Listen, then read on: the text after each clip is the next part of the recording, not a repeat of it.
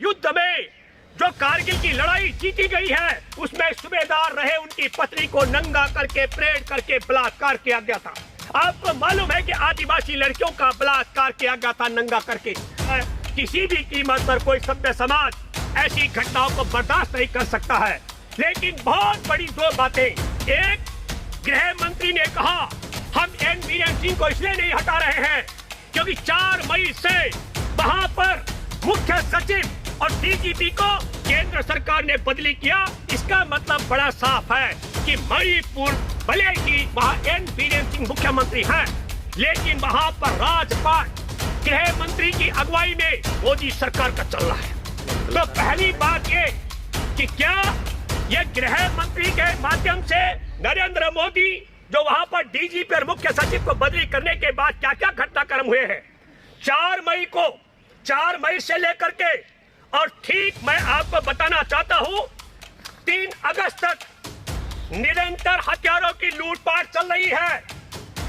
3 अगस्त को भी बड़े पैमाने में वहां बंदूकें लूटी गई हैं जिनकी संख्या 365 ज्यादा है, और 28 मई को 35,000 से ज्यादा गन लूटी गई है। ये मैं आपको आंकड़े सिर्फ इसलिए बता रहा हूँ क्योंकि गृह मंत्री ने दावा किया कि मुख्यमंत्री बहुत बढ़िया तरीके से हमारे हर बात को मान रहे जो हम चला रहे।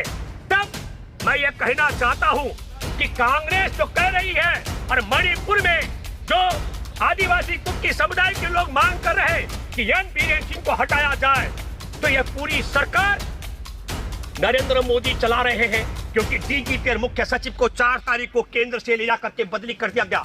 तब क्या कारण है कि 4 मई को यह सवाल देशवासियों को करना चाहिए, सेना के जवानों को करना चाहिए, भूतपूर्व सैनिकों को करना चाहिए कि सेना के सूबेदार की पत्नी को नंगा करके परेड लगा करके बलात्कार किया गया, और उनकी एफआईआर दर्ज करने के लिए 18 मई को लिखी शिकायत के बाद भी हम आपको बताते हैं कि पक्की एफआईआर दर्ज करने में भी 49 दिन लगे हैं, और यही मामला वहां पर आदिवासी महिलाओं के साथ भी है।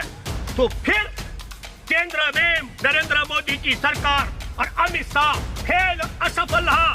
डीजीपी और मुख्य सचिव को बदली करने के बाद भी न वहां पर मैत्री के द्वारा कुकी समुदाय की महिलाएं सुरक्षित हैं और न कुकी समुदाय के द्वारा मैत्री समुदाय की महिलाएं सुरक्षित हैं, और एक दूसरे के खून के प्यासे हो चुके हैं। जिस प्रकार राहुल गांधी ने बड़ी सत्य बात कही कि जब हम वहां दौरे पर जा रहा था तब हमसे कहा गया, कुकी समुदाय ने कहा अगर तुम्हारे साथ में मैतेई का कोई सुरक्षा कर्मी होगा हम गोली मार देंगे, और मैतेई समुदाय ने कहा कि तुम्हारे साथ अगर कुकी समुदाय का कोई सुरक्षा कर्मी होगा हम गोली मार देंगे। लेकिन सबसे बड़ी बात ये सोचने की है कि इन्हीं की मर्जी का मुख्य सचिव और डीजीपी लगने के बाद भी आज भी वहां हथियारों की लूटपाट जारी है, और मुकदमे दर्ज करने में कोताही जो हो रही है वह आप सबके सामने है।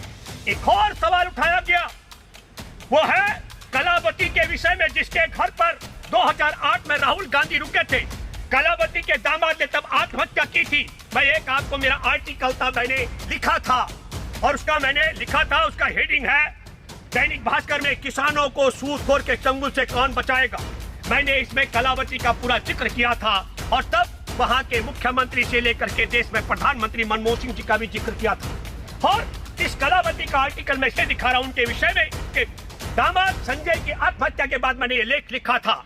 मैं ये कहना चाह रहा हूं कि क्या जामिया वर्ल्ड, इंसाफ की आवाज। तुलना कर रहे थे गृह मंत्री मणिपुर में, जहां सेना के सूबेदार की पत्नी को नग्न करके परेड लगाकर बलात्कार किया गया हो, जहां पर पुलिस के रिजर्व पुलिस से लेकर तमाम पुलिस बटालियन के हथियार, लाइट मशीन गने और गोली बारूद वहां लूटी गई हो, जिसका शिकार गारंटी के साथ में हमारे सेना बनने वाली है।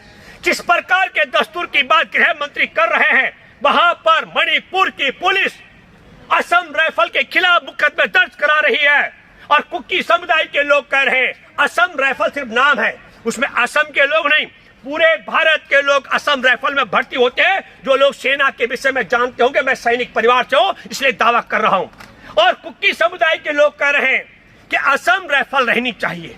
तब ये बात जो राहुल गांधी ने कही कि एक दूसरे के खून के प्यासे हो गए हैं, वहां पर एक मणिपुर में 2 समुदायों के 2 हिस्से कर दिए गए। लेकिन इसके पीछे की क्रोनोलॉजी को समझना पड़ेगा। क्या क्रोनोलॉजी है? एक बड़ी रिपोर्ट आ रही है कि 6 जिलों की 66,000 हेक्टेयर जमीन अदानी को पाम ऑयल के उत्पादन के लिए दी जानी है, जिस पर कुकी समुदाय के लोग रहते हैं। तो क्या यह षड्यंत्र तो नहीं है कि अदानी को उस जंगल के इलाके को दिया जाना है जहां आदिवासी रहते हैं, जहां उनकी जीविका चलती है, और उस जमीन को छीनने के लिए मैतेई को कुकी से मैतेई से लड़ाने का क्या षड्यंत्र तो मोदी सरकार नहीं कर रही है? एक बड़ा कारण यह हो सकता है कि नरेंद्र मोदी इसीलिए मणिपुर नहीं गए। यही बड़ा कारण हो सकता है कि अदानी के चहेते नरेंद्र मोदी 80 दिन तक मणिपुर पर मां नहीं बोले। यही कारण हो सकता है कि अविश्वास प्रस्ताव के बीच में 90 मिनट तक जब एक शब्द मणिपुर पर नहीं बोला, विपक्ष ने बहिष्कार किया, उसके बाद मणिपुर पर 4 मिनट बोले, और 4 मिनट में भी क्या बोले? हे मणिपुर की मां बहनों, ये सदन और पूरा देश आपके साथ है, एक दिन शांति का सूरज जरूर उगेगा। लेकिन यह नहीं कहा कि जो हथियार की लूट हुई है उस पर नरेंद्र मोदी की सरकार क्या कर रही है, क्योंकि डीजीपी और मुख्य सचिव भी नरेंद्र मोदी की सरकार के इशारे पर गृह मंत्री ने वहां पर तैनात कराया। 6 लाख से ज्यादा गोली बारूद जो गोलियां लूटी गई है, उसके लिए क्या कर रहा है? जिन 800-900 दंगाइयों ने नग्न करके कारगिल युद्ध के लड़ाका सूबेदार की पत्नी को नंगा करके परेड निकाल करके बलात्कार किया, जिन्होंने 19 साल के और 56 साल के आदमी को, उसके बेटे को इसलिए मार दिया जो अपनी बेटी और बहन की हिफाजत के लिए 21 साल की बेटी को नंगा परेड करने, बलात्कार से बचाने का प्रयास कर रहे थे, उनके विषय में क्या करा जा रहा है? तब मैं ये कहना चाहता हूं कि ये जो तानाशाही रवैया आपने देखा किस प्रकार मिजोरम में भी हमारे देश में सेना पर भी राजनीति करने की बात आई है। 1966 का मैं जिक्र कर रहा हूं मेरे प्यारे देशवासियों, जो सेना में और सेना में रह चुके और सैनिक परिवारों से हो। 1900 देश का एक ऐसा राज्य जहां 150 से ज्यादा लोगों की हत्या हो गई हो, 6000 से ज्यादा घर जलाए गए हो, 60,000 से ज्यादा लोग बेघर हो गए हो। 66 में मिजोरम को स्वतंत्र मिजोरम जो वहां पर अतिवादी, या मैं कहूंगा कि उन्होंने स्वतंत्र देश घोषित करने की बात की थी, और उन आतंकवादियों का मुकाबला करने के लिए वहां पर सेना की मदद के लिए वायु सेना गई थी। और मैं यह कहना चाहता हूं कि नरेंद्र मोदी संसद के अंदर एक और बिलाव कर रहे थे, और वह बिलाव था भारत के 3 हिस्से के। ये देश के साथ गद्दारी है। भारत के 2 हिस्से हुए थे, पाकिस्तान और हिंदुस्तान, और बधाई देना चाहता हूं इंदिरा जी ने 1971 में पाकिस्तान के 2 हिस्से किए, और मोदी ने दावा किया था कि मैं बांग्लादेश के गठन के समय रहा हूं। तो नालायक आदमी एक तरफ बिलाव करता है कि पाकिस्तान के 2 टुकड़े क्यों कर दिए, और दूसरी तरफ कहता है कि मैं तो उसका साक्षी रहा हूं। मैं एक और आर्टिकल आपको दिखाता हूं, मेरा कल्पतरु में प्रकाशित हुआ था। ये मैं 30 जुलाई 2014 का है। ये आर्टिकल मैं आपको इसलिए बताना चाहता हूं कि हमारा देश, आप सब लोगों को सोचना चाहिए, और मैं दावे के साथ मैं कह सकता हूं, जो एनडीए में नरेंद्र मोदी की सरकार में जो मंत्री शामिल हैं, उनकी कोई हैसियत और औकात नहीं है।